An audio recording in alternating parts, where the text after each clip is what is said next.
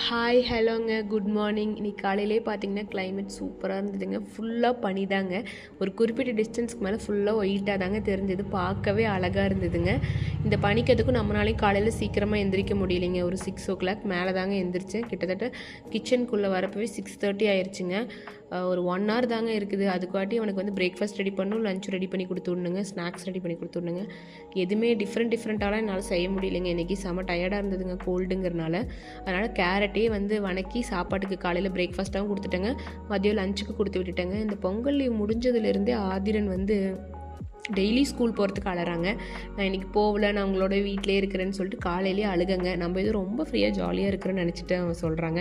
நமக்கு எவ்வளோ வேலை இருக்குன்னு நமக்கு தாங்க தெரியும். குட்டீஸை லீவ் முடிஞ்சு அனுப்புறது, இது 2 பேர்த்த சமாளிக்கிறது பெரிய டஃபஸ்ட் டாஸ்க்காக இருக்குதுங்க. காலையில் சாப்பாடு கேரட் அவனுக்கு ரெடி பண்ணி போட்டு கொடுத்துட்டேங்க. ஸ்கூலுக்கு ஸ்வீட் கார்ன் ரெடி பண்ணிட்டேங்க. எங்களுக்கு நைட் சுட்டு இட்லியில் உப்புமா செஞ்சாச்சுங்க. அஸ்வி பழைய வீட்டுக்கு ரவுண்ட்ஸ் கிளம்பிட்டாங்க. அடுத்த ஒரு வீடியோவில் பார்க்கலாங்க. பாய்ங்க.